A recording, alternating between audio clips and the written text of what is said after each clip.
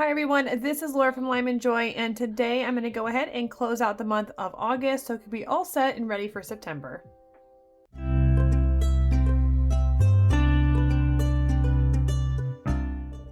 All right, let's get straight into closing out the month of August. I think it's really important to do a closeout every month of your bills in one way or another. I'll show you today how I do it, but I think it's important if you look at where maybe some of the gaps were, where maybe you need to increase or decrease some categories, and kind of the psychology of how the month before went and what you could do better to prepare for the next month to come. So, all right, let's go ahead and open this up and I will show you how I go about it. I know everybody's closeout's probably a little bit different in the way in which they go about it, but this is just how I do it. Okay, so I still have that yearly breakdown. Here's my budget for one of my banks and then another bank and all the bills that come out of there. Then this begins the month of August where I have my calendar and my paychecks mapped out. And then we did together budget my monthly bills and the cash envelope. So this is where we're going to go back to and start where I started in the beginning of the month, the monthly budget. Okay, so I'm going to go ahead and write down everything that actually the amounts of all these turned out to be and see if there was any discrepancy to go along the way. All right, let me see here. Let's use this one. We'll use purple today. Okay, my mortgage was indeed still the $24.50. But my dyslexia school was actually $675. So I thought there was a rate increase that went out, and I thought that it went out this month, but it actually doesn't start to increase till next month. So I will, it's actually a little bit less this month, which is nice. And the difference of that one, right, 725 minus 675 is, oh, wow, 725 minus 675 is the $50. So we're going to write a difference of 50, but I'm not going to change it. This is just like a notation line. If I change the amount of the budget, I will put it over here in the notes. So when I create a new budget, I have a clear plan of what I'm changing up.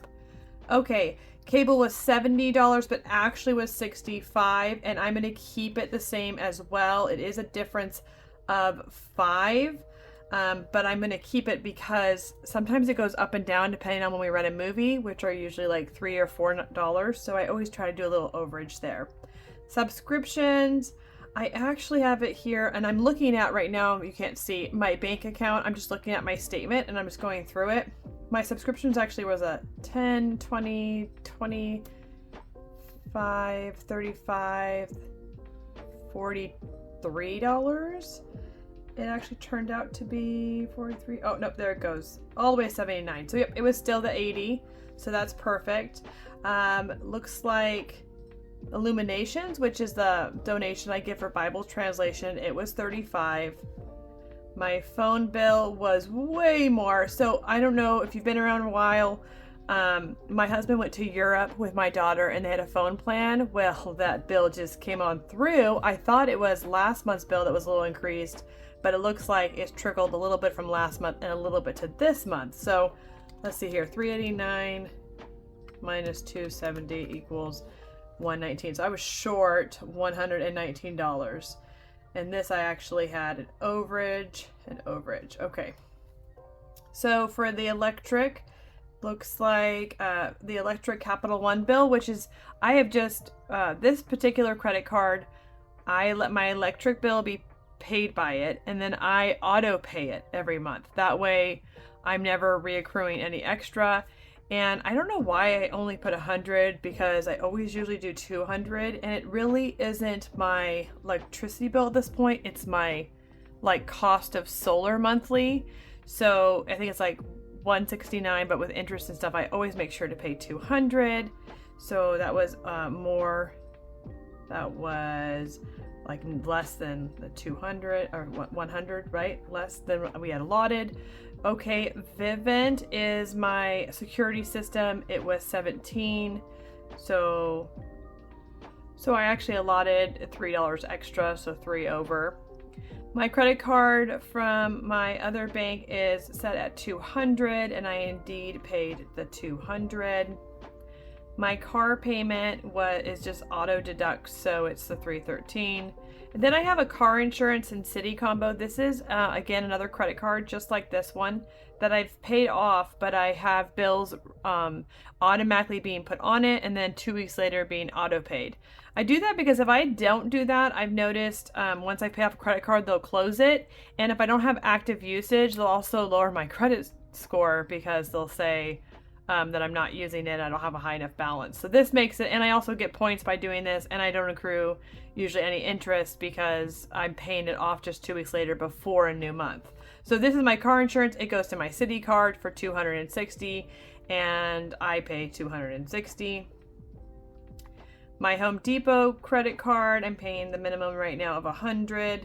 My Kohl's, it actually comes out whatever the minimum payment is, which used to be $70, but I think we're making progress on it, and I hadn't even noticed because the minimum payment's only $47 now. So that's cool. Solar, I allotted $160, and actually it was $165. So let's see here. I was short $5 here, and then here I had an overage of what? What is that? An overage of 23. That was 0. We can just make sure. Let's see, 0, 0, 0, 0. And so far, I think I wouldn't, let me see, I'm not going to change any of these. This one, I'm definitely going to make sure to set my next budget to 200. I shouldn't have set it to 100, like I said. This is fine. This one, I can go ahead. I'm going to change it to 50 next month instead of the 70.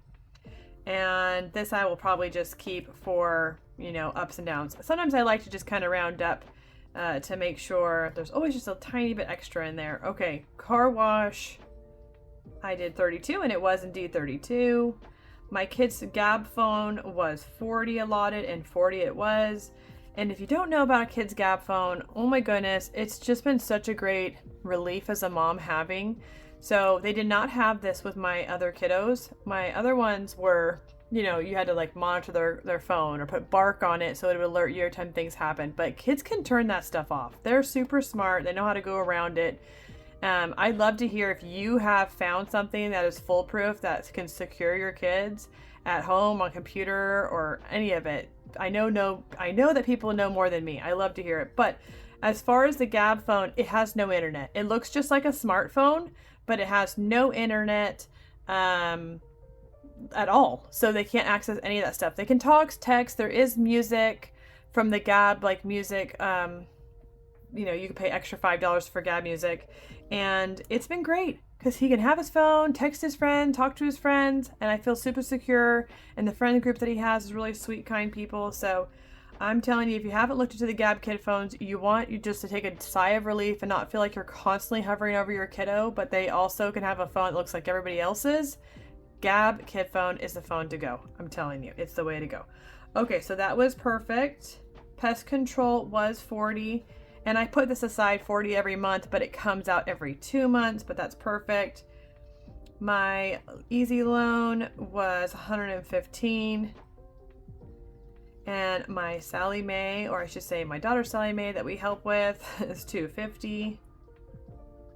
Okay, so that was right across the street. Let's see here. Amazon. Yep, it was 50. Doing good.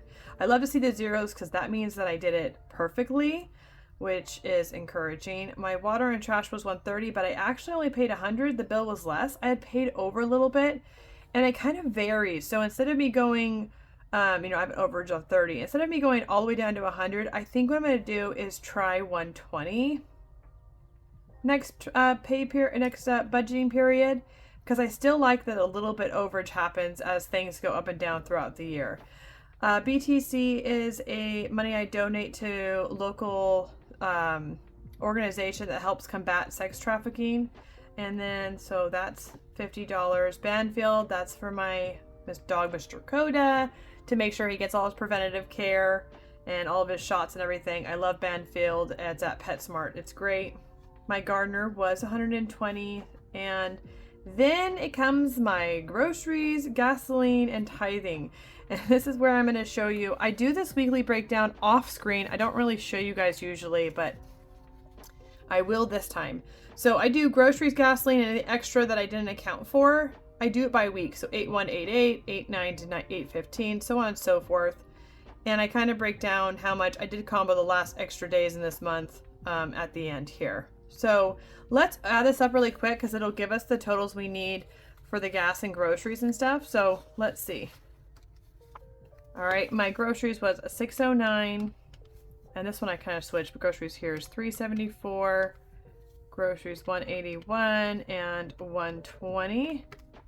So let's do here. We have groceries. That is not right. What did I do wrong? 609 plus 374 plus 181 plus 120. What is 1284? So I'm actually over in that. I already know I allotted 1,000 for groceries. We went way over, and I'll tell you why. And then gasoline, we did 327 plus 128 plus 60 plus 110 is going to give me 625. And then here's where all kinds of crazy things happen this month, but I overdid the extra spending. 363, 147, 68. Okay, so 578 that should not have been spent was spent. So, and I think this is why you do a closeout. If you can see this and you know why, then I can plan, I think next time I might plan for a little extra cushion, because it seems like things happen and I would like to have a little bit more. This happened because I went camping at the beginning of the month, and blow-up mattresses are a pain. And I had one of those really nice double high ones, and it just kept deflating. So every 15 minutes, we would have to reinflate it all night long. It was torture. So we were, of course, in a tourist town, so we had to go to like a local, camping place that was like super overpriced, and we had to buy a new blow-up bed. So that cost a bit of money. And then when we were traveling, some things I didn't think about was money to go into parks, like park costs to go into local parks. We went to Lassen National Park, Volcanic Park, amazing, but it costs money to go in there. And so some of those kind of things I did not think about or account for. And so that's what some of this overage is. Plus, my dog Coda decided he didn't like the food that we had anymore. And so I had to go buy something else because he wasn't eating. And now he's fine and he's eating good, but it's like $80 a bag. Hence, it all adds up, okay? Plus, I'm sure I spent money frivolously kind of where I shouldn't as well. All right, so for groceries, it was that. For gasoline, and then for extra here, okay, so we had $12.84 for the gasoline, or for the groceries, excuse me, which was negative. Now we're negative here, $2.84, right? And then gasoline was $6.25. And that gave us a nice little credit. Let's see here. Of $3.75. And then my tithing was indeed $1,000. And so the difference is 0. Now, one thing I did notice while doing my bills that wasn't on here, just one that I missed, was something called my citizen pay for 86, and so that wasn't accounted for on this. Now let me go ahead and add up what we actually spent, and then we'll figure out the difference together. I'll do this really fast so I don't waste your guys' time.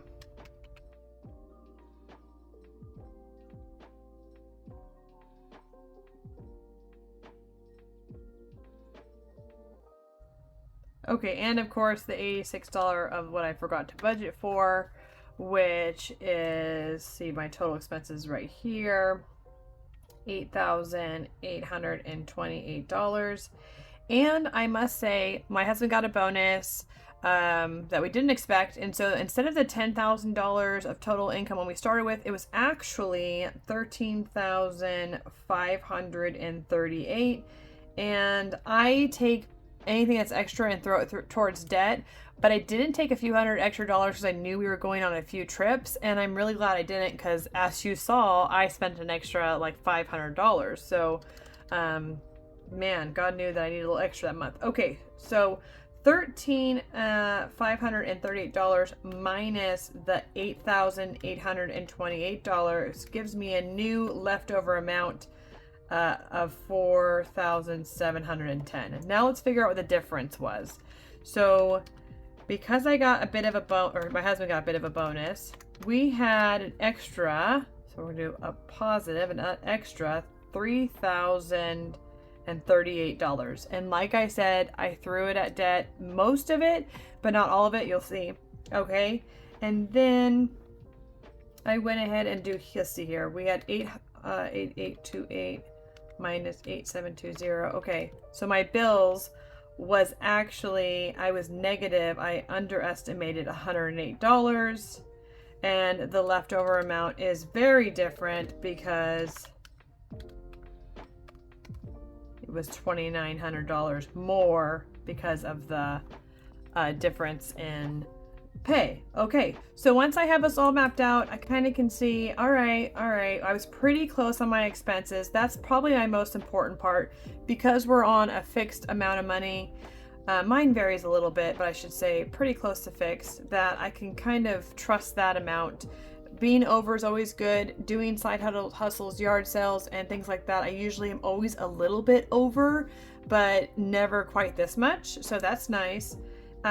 I did mess up on the bills a little bit, underestimating on some things, and I'm forgetting this. So that's a good kind of thought and overview, which is nice. While I set up my next monthly budget, it'll be very easy to see these that I need to change the money and this one I need to add, right? Okay, so once I have that done and I figured out, you know, my extra, my gasoline, which are all paid, I only pay actually with card. So these are all card expenses for me. Some people do card or cash for gasoline. I don't, because I like to keep it in there and just figure out afterwards.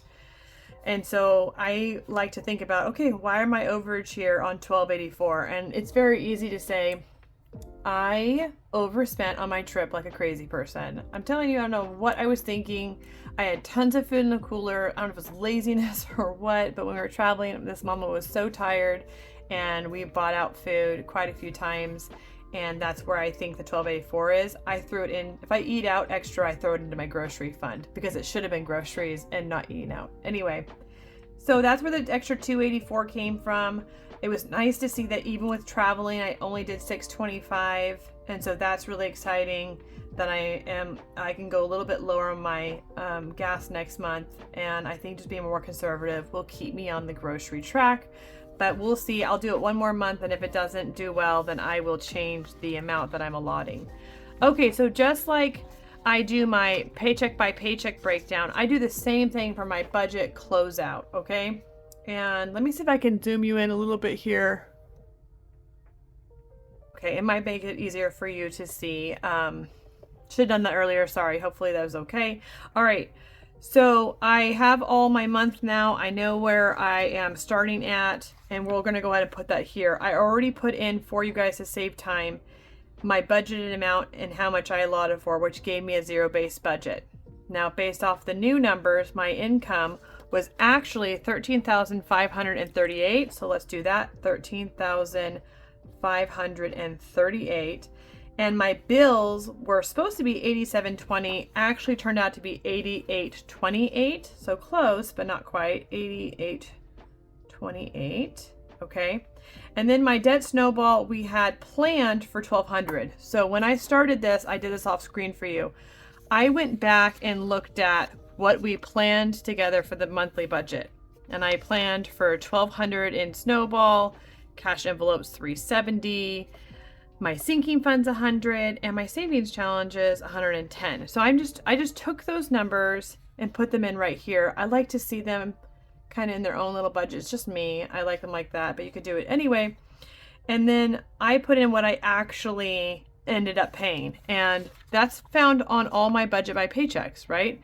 I actually did a debt snowball of $2,300 because we had the bonus, and then the $400 out of these two paychecks, $200 and $200.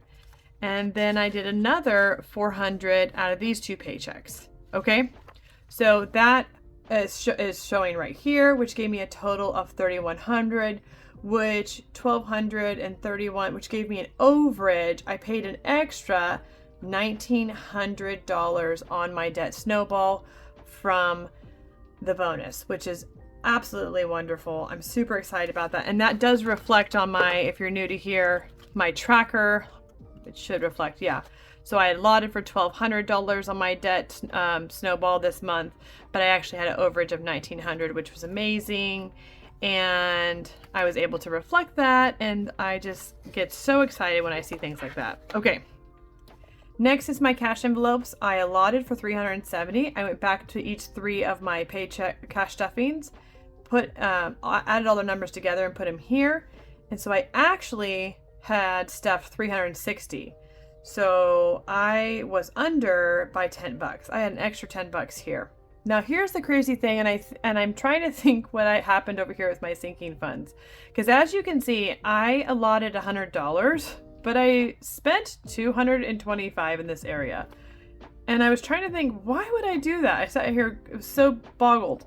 And what I think that happened was, to be honest, is that I knew my husband got a bonus. And yes, I wanted to put more towards that snowball, but I also felt like we needed a little bit more in our sinking funds to kind of get like a good little boost. So I put a little extra there. So we're over on this one by $125. Okay. Then it goes into my savings challenges. And again, because of my husband's bonus, I kind of played around and had a little more fun with the money. So instead of just the $110, we actually did $385. So we had an extra, what is that? Okay. Sorry, I get a, film stage fright at math. Okay, 110, 275. So we're over $275. So I definitely spent a lot extra in these areas, but as you saw, we had a lot extra left over. And people always say, why don't you just throw it all to your debt snowball? Well, I do, if you see, throw a lot that way, but I really like, doing a little extra here and here. It's almost like motivating self-care for me. I need that in my budget world to be able to invest a little bit here and there and not feel so, stringent. Otherwise, I really lose motivation and fun to keep pushing, because if those of us still in debt, it's a long process, right, to get out of it. Okay, so we have the income and the bills were $88.28. Now I'm going to do the cash, the debt snowball. Should have been $12. It was actually $1,900 that we were able to put towards it. The cash envelopes was actually $360. Sinking funds turned out to be $225, and my savings challenges was $275, and then my extra spending, which I don't have on here, but here rather, $578. So let me go ahead and figure this one out. So 13,538 minus 88.28 minus 1,900 minus 360, 225, 275, and 578. Oh, I did something wrong. Let me try one more time for you guys.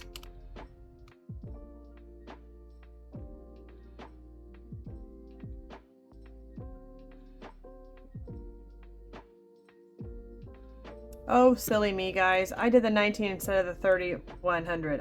You probably are screaming, do the 3,100, not the 19. Oh, goodness. All right, so the real total is...